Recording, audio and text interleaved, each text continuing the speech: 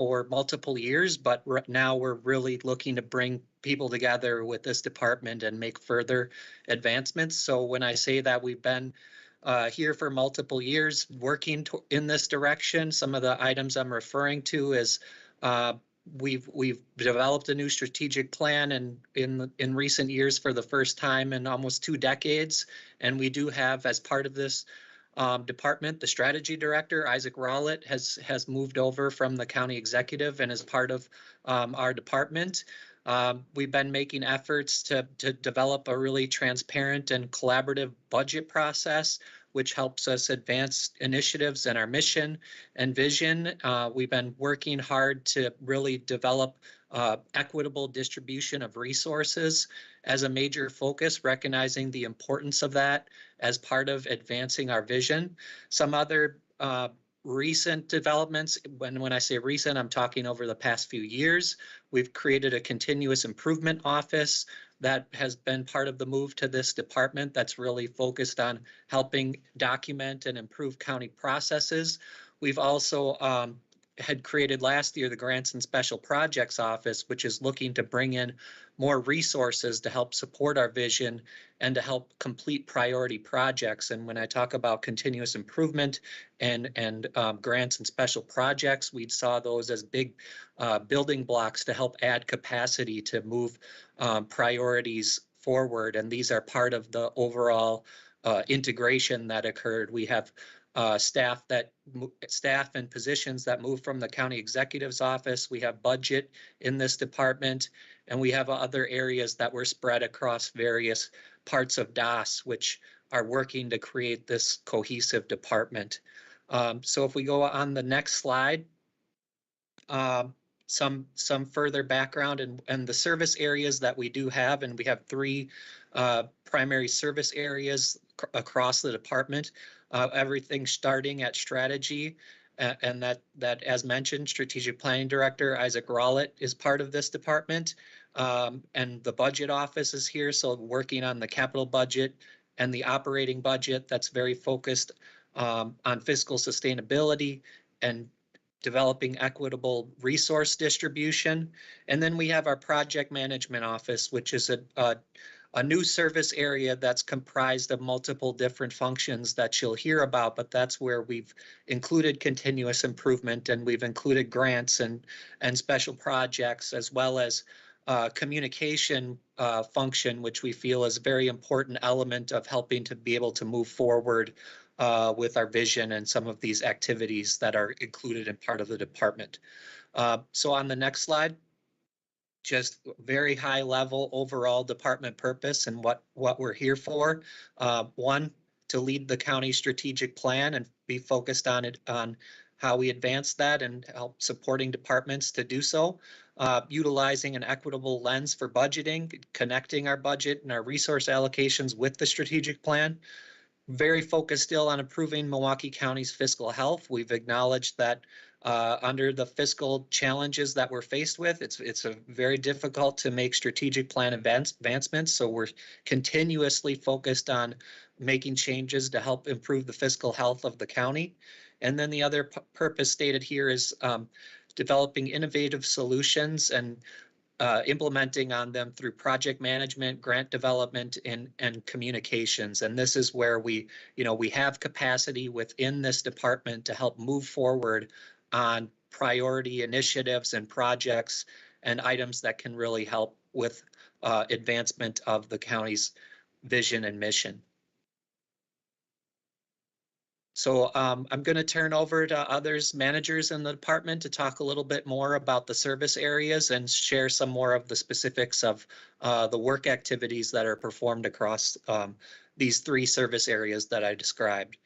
So on the next slide is strategy, and I will turn over to Isaac to provide the overview on strategy.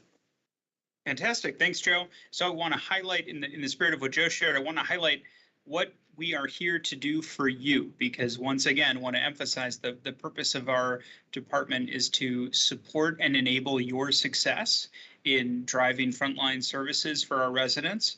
So a few items. First is countywide strategic planning. Of course, you're probably familiar with our strategy teams, and so the role of our office is, among other things, to help to both manage but also to support the strategy teams in advancing the county's strategic objectives. Then we have department strategic planning. I'll add to that office, elected office strategic planning as well. So we're playing a role, as you may recall, if you corresponded with either Claire Miller or me around the board submission for the annual report for the 2021 annual reports, supporting your efforts in strategic planning at a department level. The next thing is the strategy dashboard. If you haven't heard us talk about the strategy dashboard, then you're going to hear a lot more about it in the future and a little bit later in this presentation, but this is essentially the tool that we've created to help answer the question, how much progress are we making toward advancing our vision and creating a single place to warehouse that information. Fourth is strategic partnership coordination. Partnership lives across many levels at the county, and many of you hold key relationships, if not positions, in other organizations across Milwaukee County and beyond.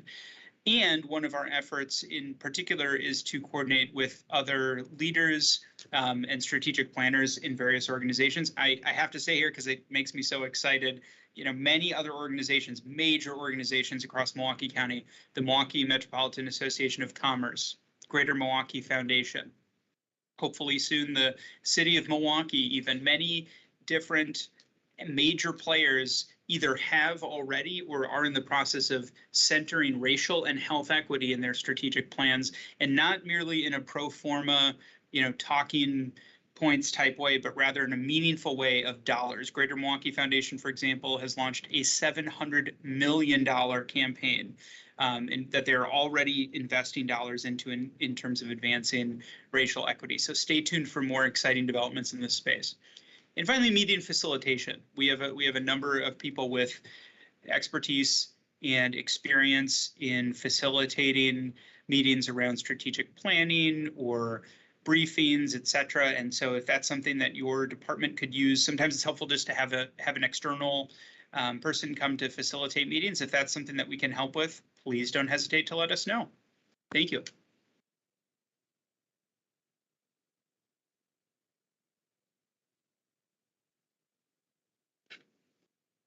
Hi, everyone. I'm Dan Laurel, the Operating Budget Manager, and here's a high-level overview of the budget division's functions. So our first two are related to the statutorily required annual budget process, and the budget process is a continuous process for us. Once the budget is adopted in November, we start our planning for the next year's budget as well. So our team manages the full process of the operating and capital budgets, which includes the continuous planning process, like I mentioned, departments submitting their budget requests, and our team providing data analysis to the county executive and county board so they can make informed decisions, and then budget adoption and implementation. The next item is personnel reviews.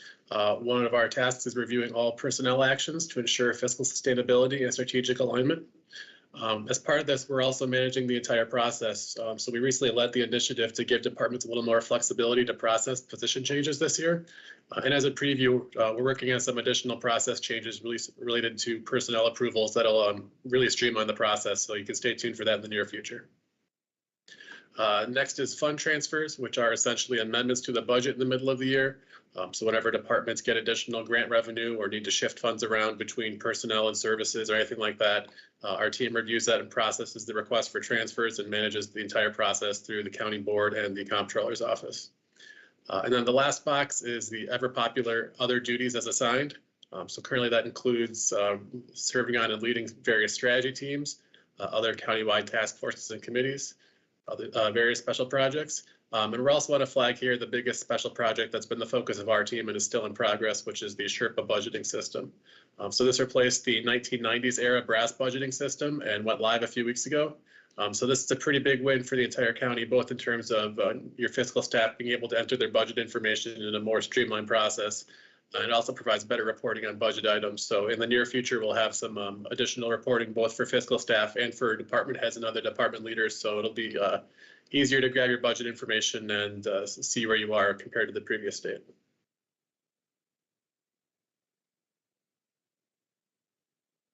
All right, thanks, Dan. Hi, everybody. I'm Ashley Eds, the director of our project management office. I'm going to go through some of the services here that the PMO can support departments within. And we really do try to work across these lines as well and try to weave some of these services together when possible to find efficiencies and just to better support all of you. So I'll touch on a few of these, and we'll have more information if you haven't yet watched our video that went out in yesterday's update. You can get a little bit more information about us and what we can do for departments through that platform. So first, continuous improvement. Claire Miller and Una Slagvojevic, sorry, Una, led in this area in the past. And so we brought continuous improvement together with all of our other service areas here, as you see on this screen.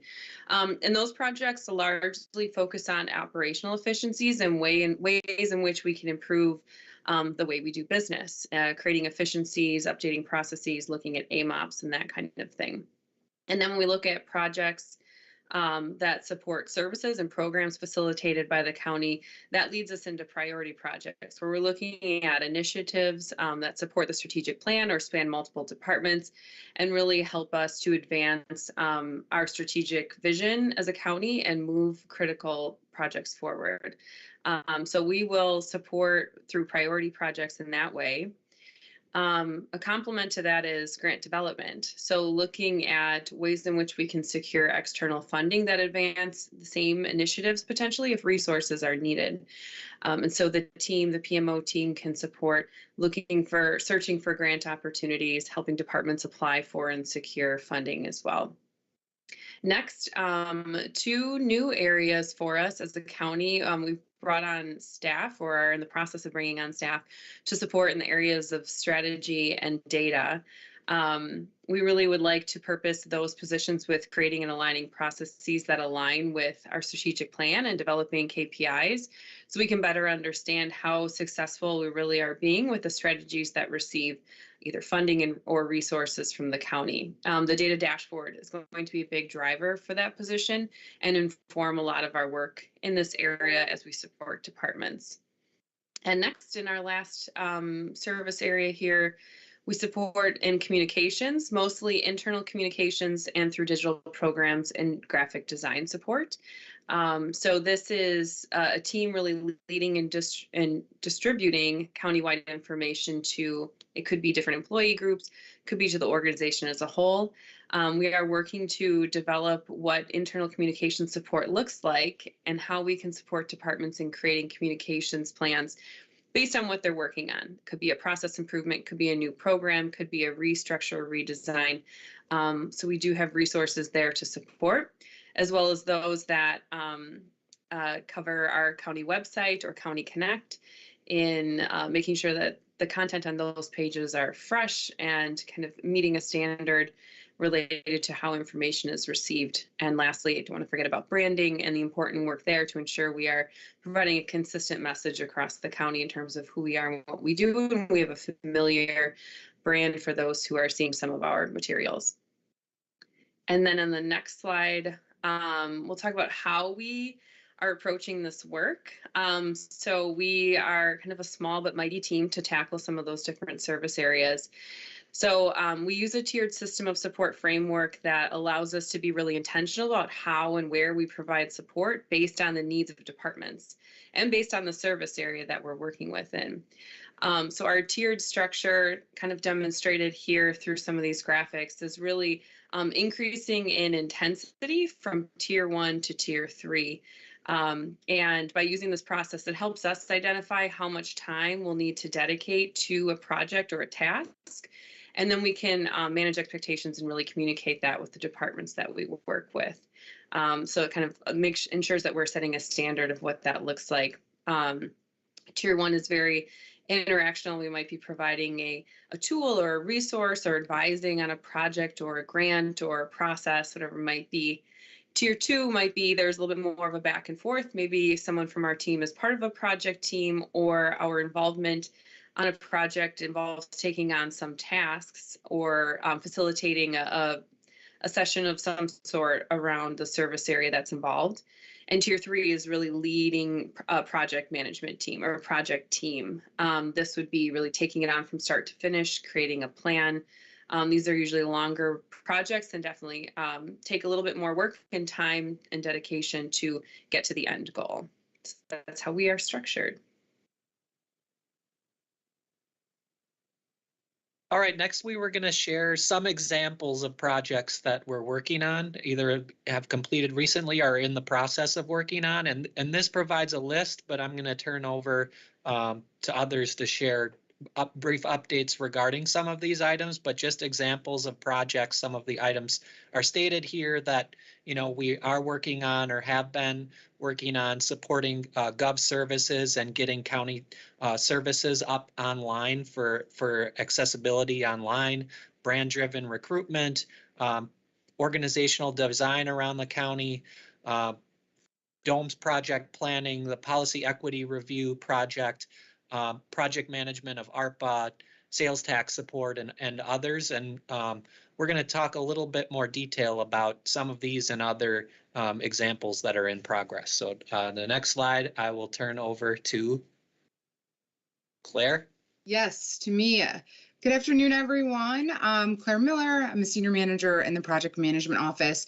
And the record retention policy is an example of a continuous improvement project that our continuous improvement analyst, Una Sojsavovich, worked on in collaboration with OCC and procurement. And if you've been to the leadership forum in the past couple months, you have likely seen her present on this.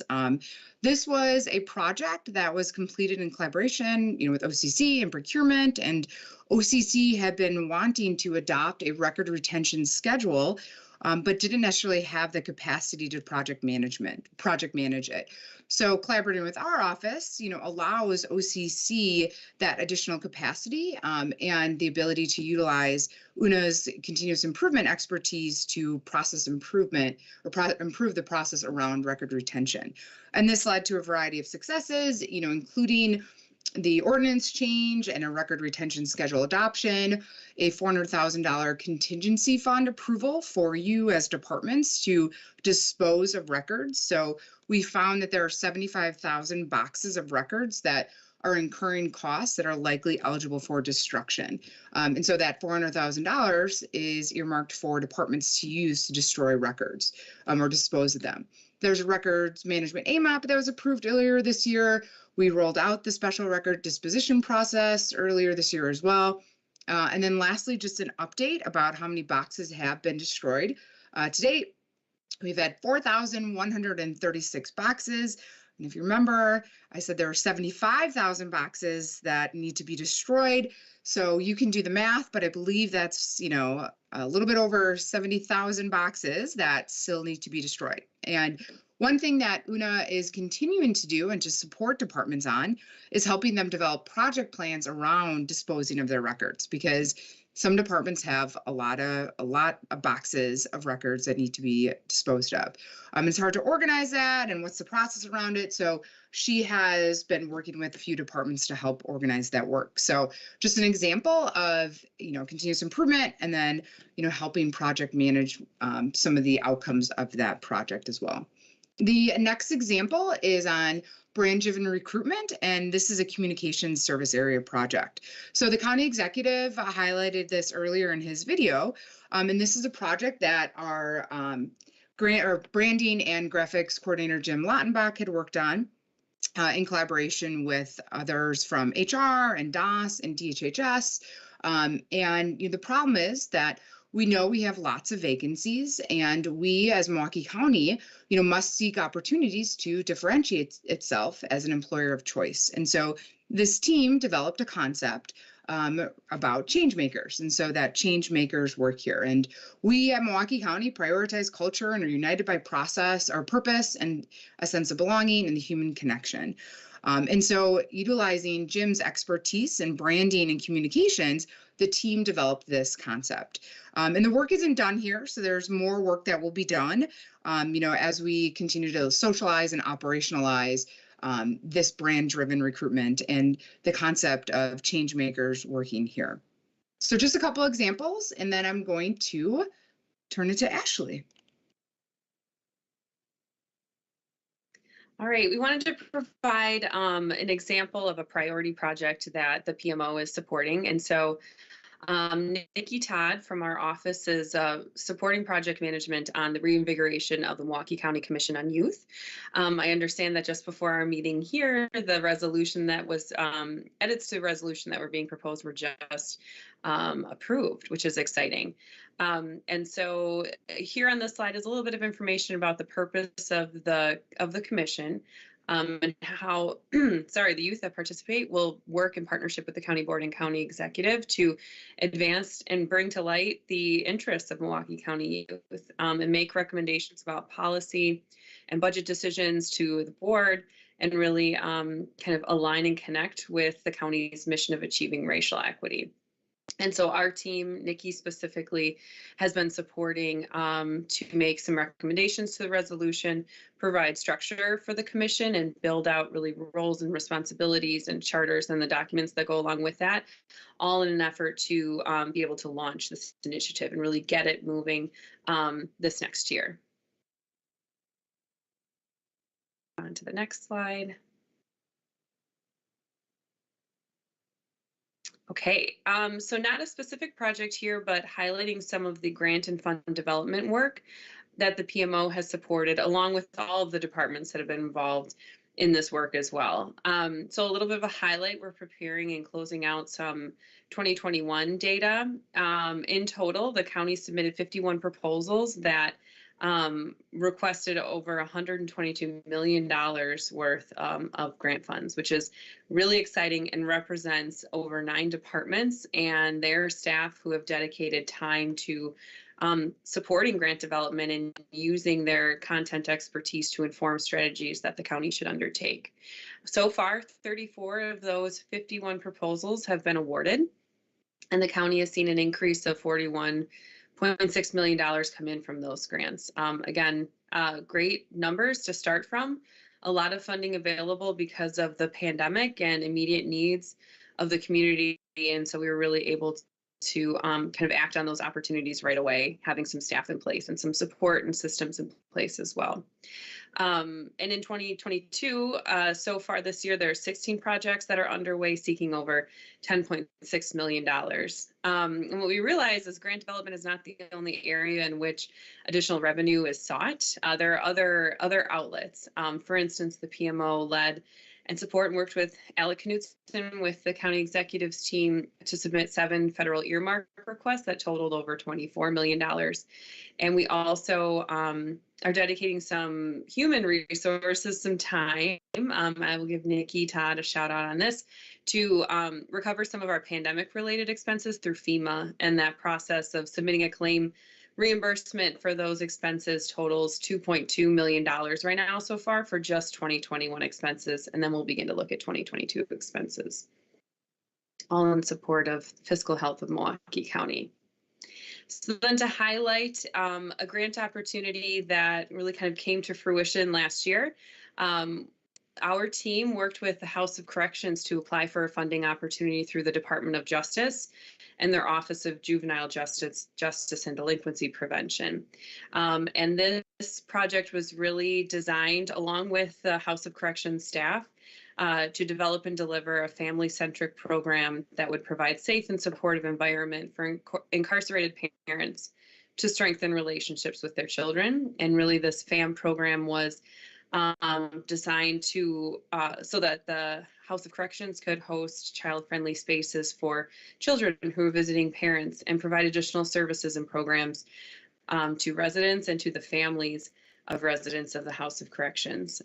In this situation, the grant team provided Tier 3 support Realizing that the House of Corrections doesn't always have the opportunity to apply for grants, that additional capacity was helpful towards their application. And ultimately, the grant was awarded at $750,000. And I know the team is working to prepare for an opening later this year.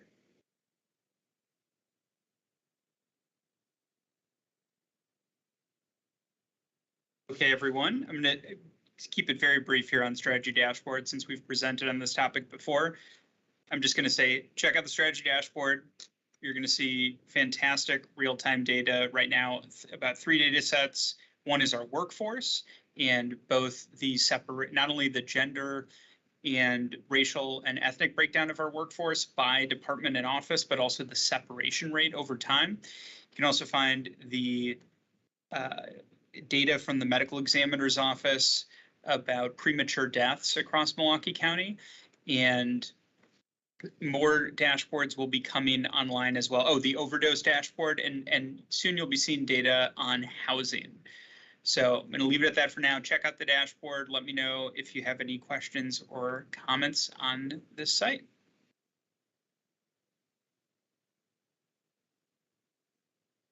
Just one more project example we were going to share, and I'll be brief on this one. I know many of you have submitted budgets the past couple years, would be familiar with this, but the budget office helped develop a new racial equity budget tool, which is again a focus on preparing budgets that have equitable distribution of resources. So we're really looking to make connections between the strategic plan and the budget, and use racial equity as a guiding principle for investments. And we're really looking to continue to make progress on use of this tool. So the initial year was largely baseline data collection. We have some examples from the second year where the REBT really helped to influence funding decisions. We heard one early on in this meeting where the REBT responses provided info from departments indicating some areas where we really needed some new positions. And we also will, in the future, be able to use this tool to analyze progress over time. So by year 3, we think we're really able to look at, project plans and results and the progress that has been made. So the next slide, I think we're nearing the end here, but for contacting for the SBP department, I know you all have your contacts across service areas, and feel free to reach out, but also want to note that our County Connect pages have all been updated. Should you want to learn more information, there is info available there, and there are also contact points there. And as was stated, the department is here to provide support in these various areas. So we do look forward to hearing from departments with either questions or opportunities for collaboration on items related to what we talked about today. And that concludes our presentation. So thank you, everyone, and thanks all presenters from our department as well. Appreciate it. Fantastic. Thank you so much, Joe. Thank you, everyone on the team. So without further ado, we are going to be transitioning into our keynote event from Dan Terrio. I think you already heard a bit about Dan from the county executive at the top, but needless to say, Dan has been a force since joining the county last year, and is also a recent recipient, if you hadn't heard this, of an award as one of the most influential Native American leaders in the state of Wisconsin. But I'm going to let Dan tell you more about himself.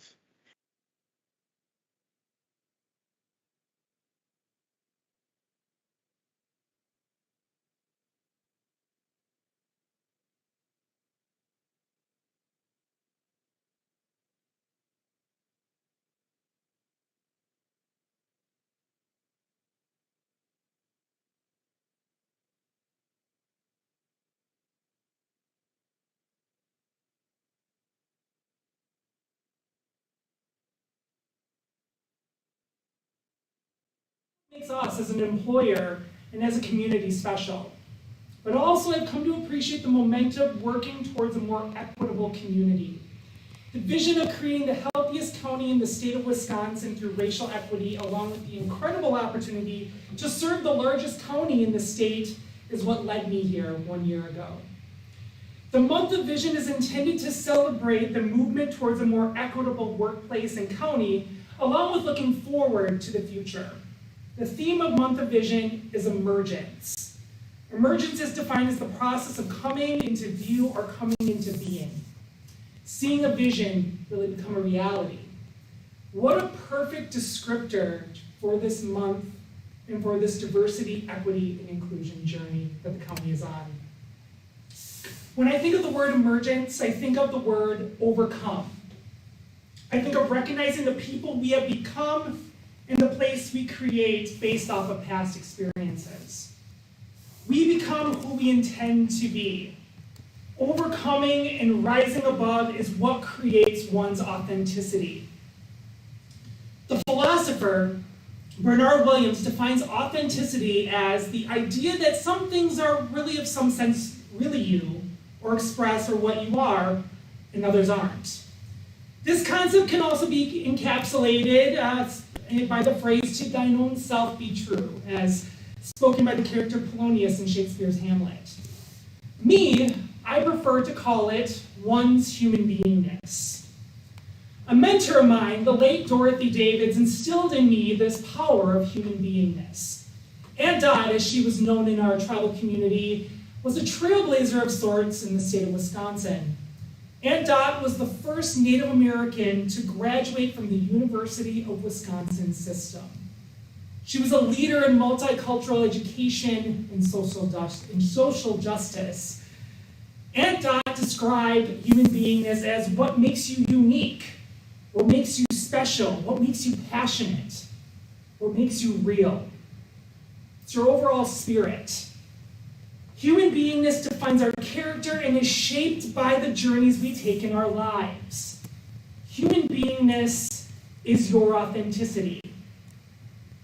Human beingness has been a key practice in my work.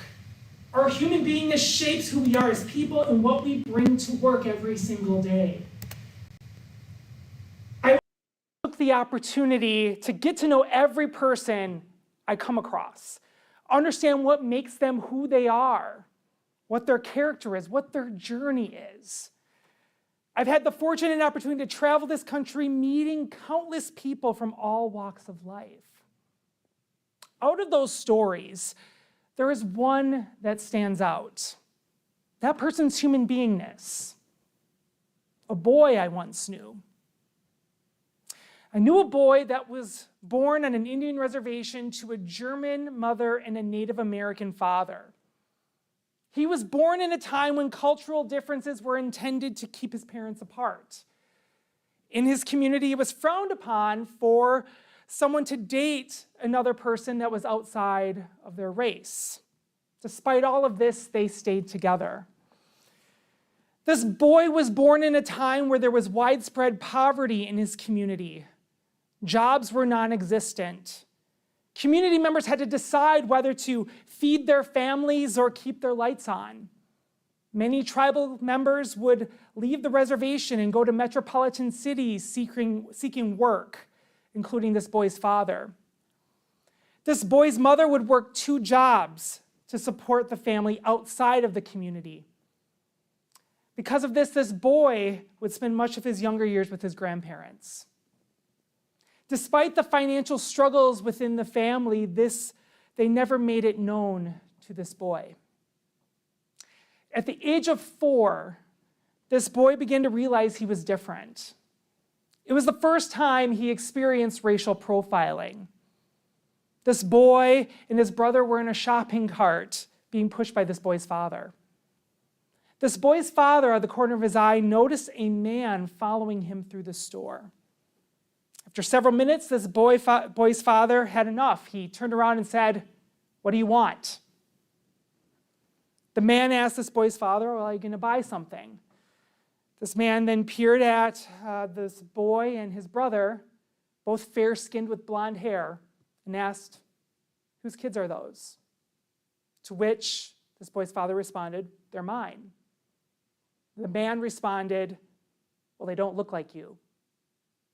It was implied that this boy's father kidnapped his own children based on the color of the skin. This was the last time this boy's father would do something as routine as grocery shopping with the family out of fear of being profiled because of his race. This boy's father raised his sons to walk in two worlds, the native world and the non-native world. As the years went on, this community would experience an economic boom with the introduction of Indian gaming. Jobs became plentiful, families were reunited, people were lifted out of poverty. But changes began to come within this boy's home as well. His father was home more often. However, it was at the age of 5 when this boy noticed changes with his father. It was at the age of 5 when he experienced abuse for the first time. This father would be verbally and physically abusive to his mother and would eventually move to the boy and his brother.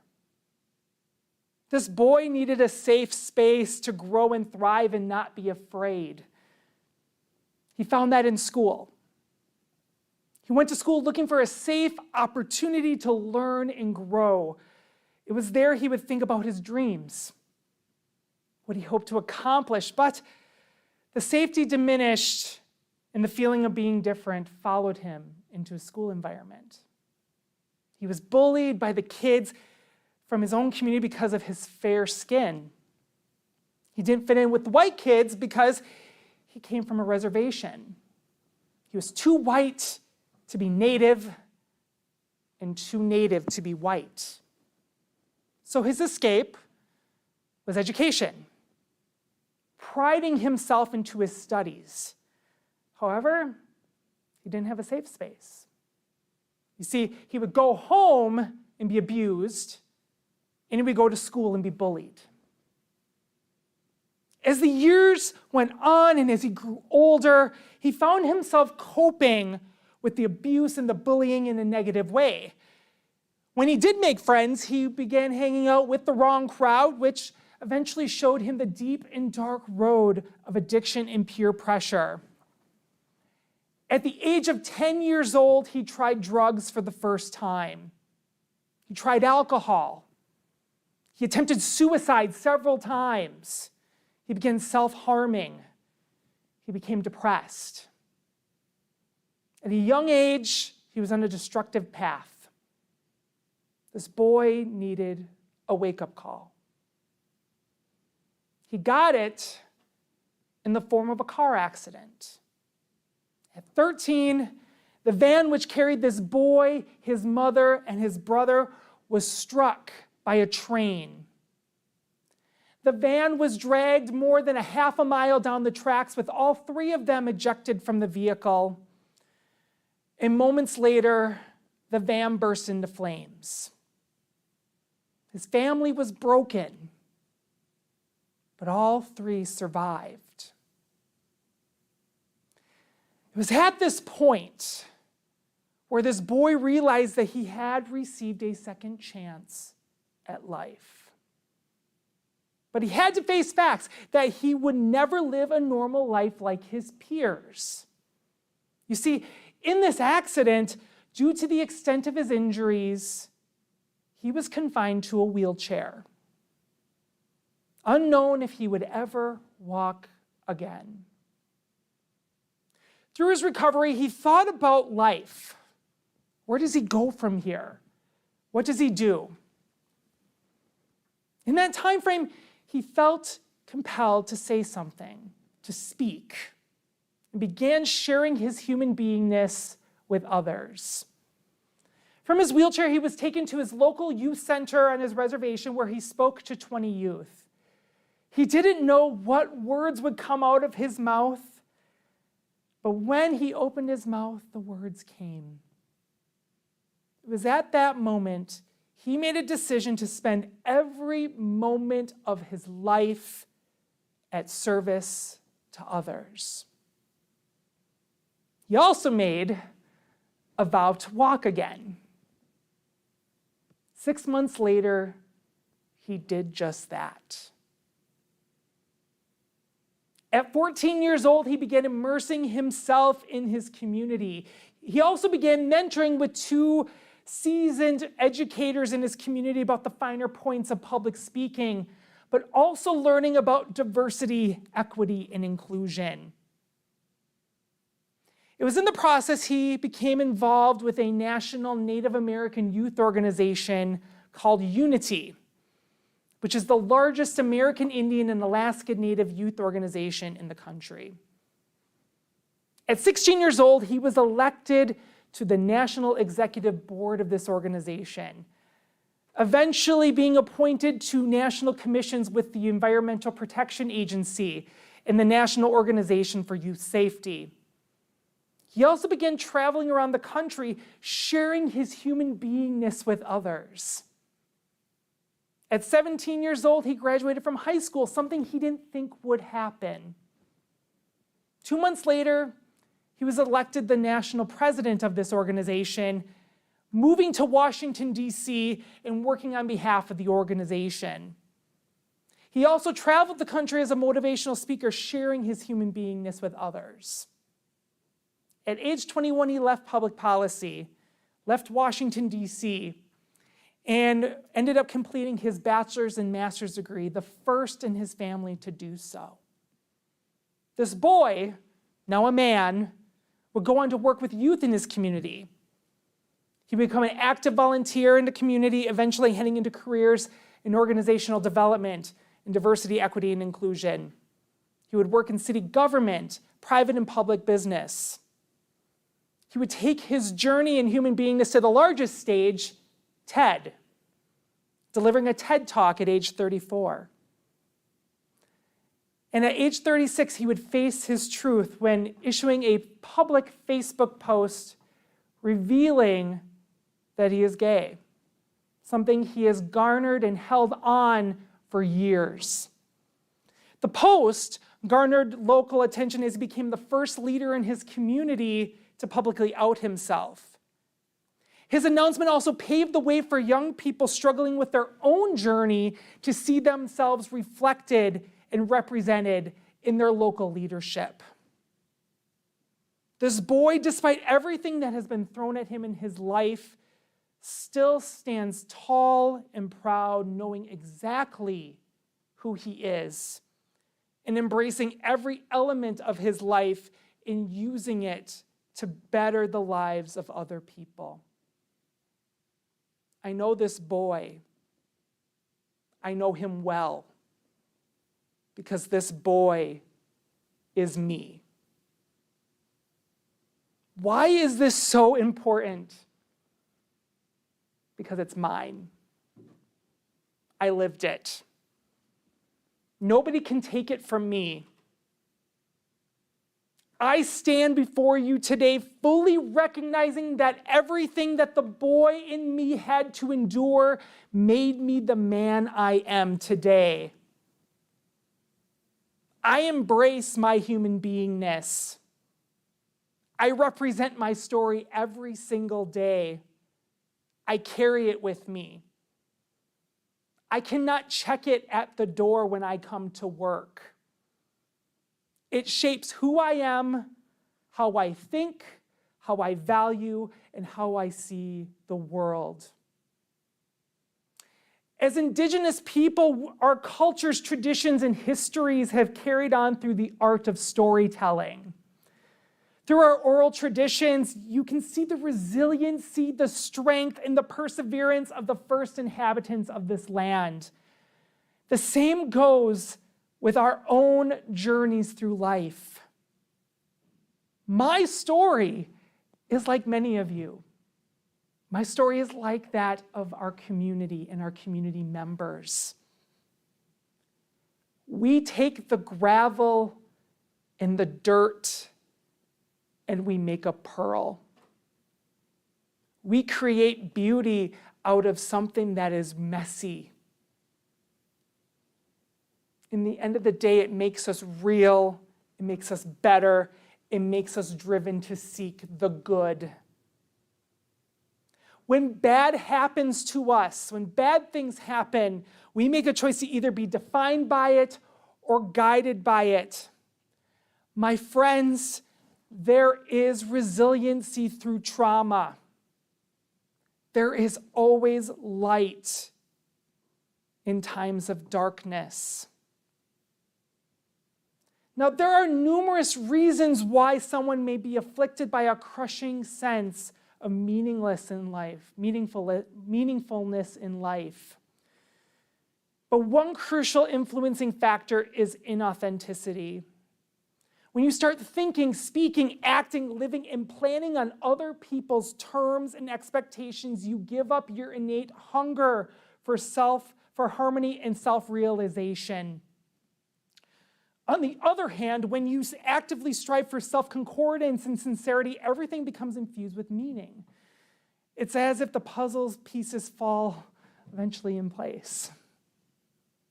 Authenticity is a nourishing experience, leaving you with contentment, peace of mind, an illuminating realization that this is how things are meant to be. Our career path is one of the major ways that we confront obstacles in our pursuit of an authentic life. Indeed, when you do a job that significantly misaligns with your personality, your values, interests, and goals, then the days become unfulfilling on a very deep level. Furthermore, when you perform a job that is not of your whole self, a part of you is missing. You cannot really put a price on authenticity. For many people, the cost of selling out or selling your soul is too heavy of a burden.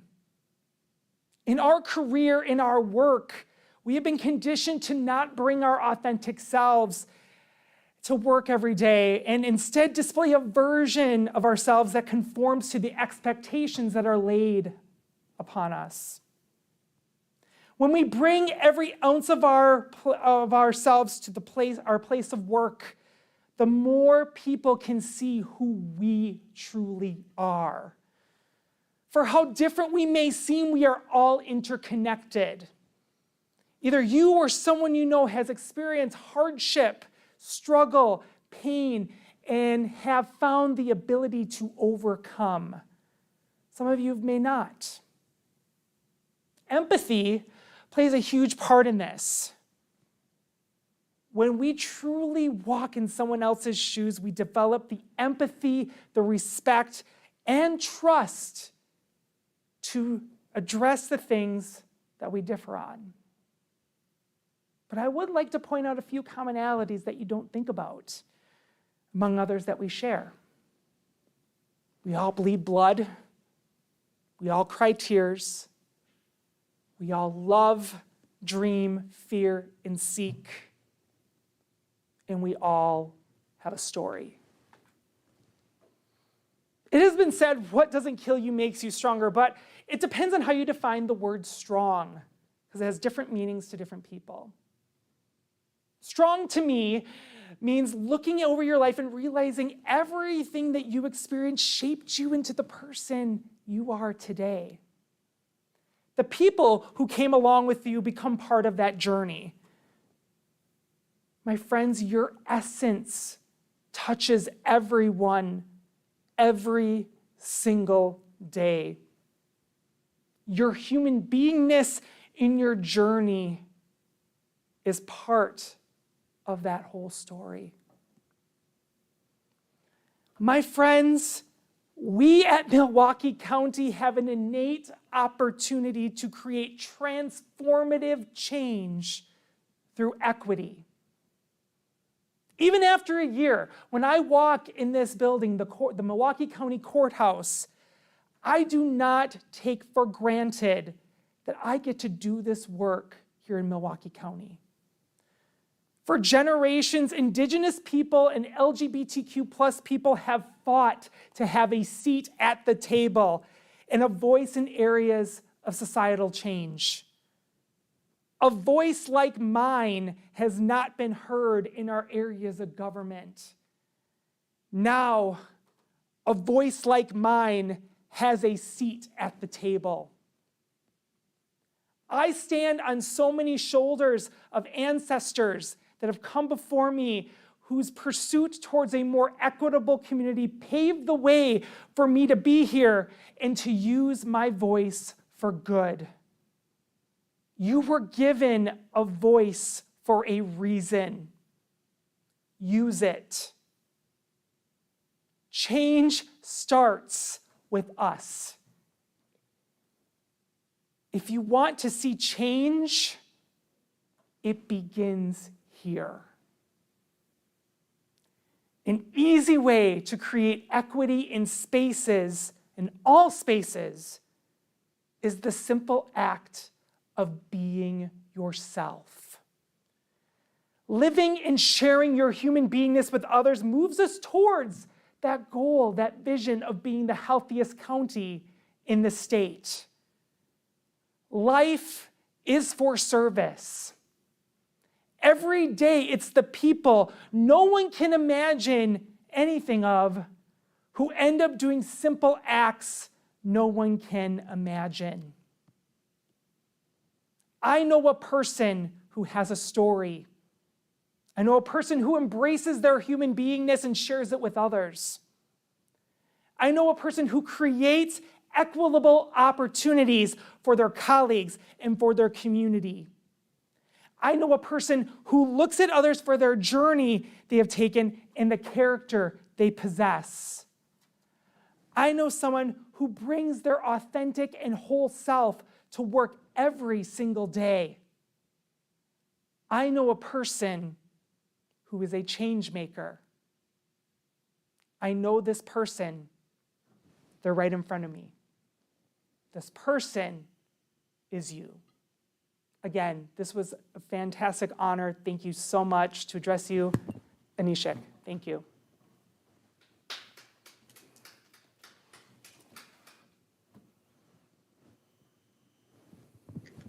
Thank you so much, Dan, for those powerful words.